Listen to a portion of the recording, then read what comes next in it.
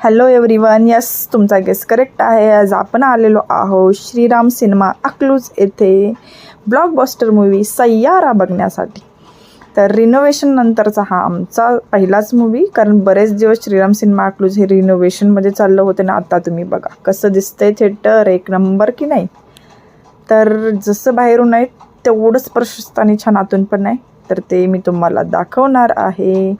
तर सय्यारा हा मूवी मला कसा वाटला, तर एक नंबर, अतिशय छान आणि इमोशनल मूवी आहे, पण रडण्यासारखा नाही. आणि आम्ही थोडा वेळ टाईमपास करत होतो, कारण 12चा मूवी आज 12:30ला चालू झाला.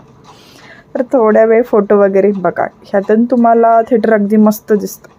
आणि हे तिकीट काउंटर असं वाटते की नाही मी फॉरेन सिटीजमध्ये आहे. थोड्या वेळ आम्ही वेटिंग करत होतो. आम्हाला वाटलं की जास्त गर्दी नसेल, कारण मंडे होता. आम्ही मंडेला चालतो, कारण की आम्हाला आमच्या मुलासोबत यायचं नव्हतं, त्याला हा मूवी दाखवायचा नव्हता, म्हणून तो स्कूलला गेल्यानंतर आम्ही दोघेच ह्या मूवीला आलतो. तर ह्यांनी बघा आमचा टाईमपास कसा चालू आहे, ह्यांची स्माईल बघा, बघून थोडा हसू येत असेल.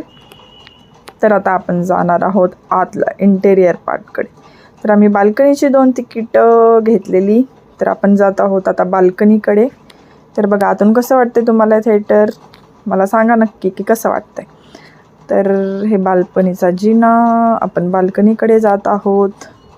तर मला तर खूप छान वाटते. मला असं वाटतच नव्हतं की मी अकलूजमध्ये आहे. म्हणजे पुण्यातले पण थिएटर्स फिक्के पडतील. पुणे काय, अक्षरशः मुंबईचे पण थिएटर फिक्के पडतील, एवढं छान थिएटर होतं.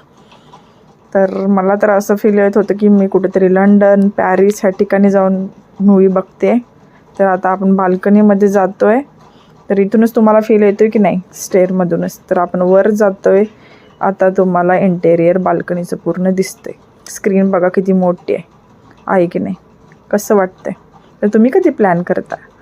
वॉशरूम एकदम क्लीन, नीट अँड कम्फर्ट, म्हणजे असं वाटायला पाहिजे की लाजवाबच. आणि मूवीबद्दल तर काय सांगू, रडू येण्यासारखं नाही आहे, पण इतका इमोशनल आहे, हार्ट टचिंग आहे की बघावंसं वाटणारच. तर तुम्ही कधी जाताय सय्यारा बघायला श्रीराम सिनेमा अकलूज येथे.